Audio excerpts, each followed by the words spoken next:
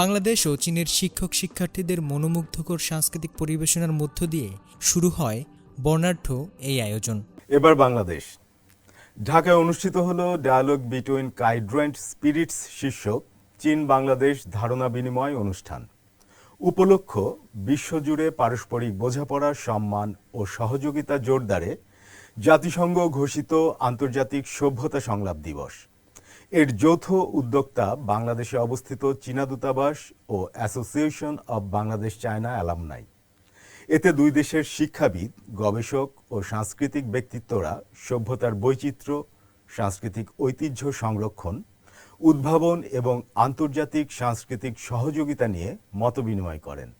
বিস্তারিত জানাচ্ছেন হোসনে মোবারক সৌরভ। ঐতিহ্যবাহী ও নান্দনিক চীনা আবহে মুখরিত হয়ে ওঠে ঢাকার আগারগাঁওয়ে অবস্থিত জাতীয় গ্রন্থাগার প্রাঙ্গণ।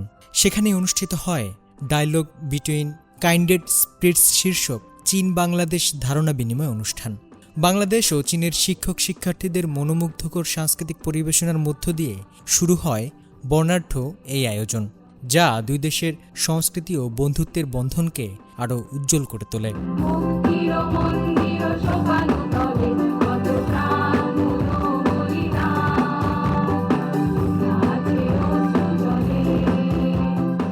বাংলাদেশে অবস্থিত চীনা দূতাবাস এবং association of Bangladesh China alumni অ্যাপকা এর যৌথ আয়োজনে অনুষ্ঠিত এই অনুষ্ঠানে অতিথি হিসেবে উপস্থিত ছিলেন বাংলাদেশের সংস্কৃতি বিষয়ক মন্ত্রী নিতাই রায়চৌধুরী এবং বাংলাদেশে নিযুক্ত চীনা রাষ্ট্রদূত ইয়াও ওয়েন। এছাড়াও অনুষ্ঠানে দুই দেশের শিক্ষাবিদ, গবেষক, সাংস্কৃতিক ব্যক্তিত্ব ও তরুণ প্রতিনিধিরা সভ্যতার বৈচিত্র্য, সাংস্কৃতিক বিনিময় এবং পারস্পরিক সহযোগিতা নিয়ে মতবিনিময় করেন। অনুষ্ঠানে শিক্ষা, সংস্কৃতি, তারুণ্য ও গণমাধ্যম সহ বিভিন্ন ক্ষেত্রে বাংলাদেশের সাথে সম্পর্ক উন্নয়নে চীনের গভীর আগ্রহের কথা পুনর্ব্যক্ত করেন চীনা রাষ্ট্রদূত।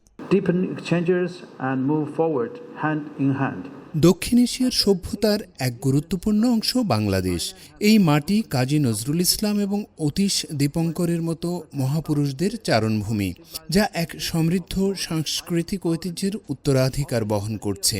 বর্তমান বৈশ্বিক প্রেক্ষাপটে চীনের প্রেসিডেন্ট শি জিনপিং কর্তৃক প্রস্তাবিত বিশ্ব সভ্যতা উদ্যোগ অত্যন্ত সময়োপযোগী। আমরা শিক্ষা, সংস্কৃতি, তারুণ্য ও গণমাধ্যম সহ অন্যান্য গুরুত্বপূর্ণ ক্ষেত্রে পারস্পরিক বিনিময়কে আরও গভীর করতে বাংলাদেশের সাথে কাঁধে কাঁধ মিলিয়ে কাজ করতে সম্পূর্ণ প্রস্তুত। দুই দেশের ঐতিহাসিক ও সাংস্কৃতিক বন্ধনকে আরও গভীর করে তোলার বিষয়ে জোর দেন বাংলাদেশের সংস্কৃতি বিষয়ক মন্ত্রী। বাংলাদেশ ও চীনের মধ্যে সম্পর্ক শুধু ঐতিহাসিক নয়, তা অত্যন্ত গভীর। প্রত্নতত্ত্ব, শিল্পকলা এবং প্রাতিষ্ঠানিক ক্ষেত্রে আমাদের সহযোগিতা আজ এক অভূতপূর্ব উচ্চতায় পৌঁছেছে। সংস্কৃতি হলো একটি জাতির আত্মা, আর সংলাপ হলো সেই সেতু যা দুটি ভিন্ন আত্মাকে এক সুতোয় বেঁধে দেয়। আসুন এই চমৎকার আয়োজনকে কাজে লাগিয়ে আমরা দুই দেশের সাংস্কৃতিক বন্ধনকে আরও সুদৃঢ় করি। অনুষ্ঠানে চীনের পররাষ্ট্রমন্ত্রী ওয়াং ই এক বিশেষ ভিডিও বার্তা পাঠান। তিনি বৈশ্বিক দ্বন্দ্ব সংঘাত নিরসনে সংলাপের গুরুত্ব এবং কৃত্রিম বুদ্ধিমত্তা বা এআই সহ নতুন প্রযুক্তির ইতিবাচক ভূমিকা নিয়ে কথা বলেন। পাশাপাশি সাংস্কৃতিক বিনিময় কিভাবে দুই দেশের মানুষের মনস্তাত্ত্বিক দূরত্ব কমিয়ে আনে তা উল্লেখ করেন চীনা দূতাবাসের কালচারাল কাউন্সিলর। এই চমৎকার অনুষ্ঠানটি আয়োজন করতে পেরে আমরা সত্যি অত্যন্ত আনন্দিত।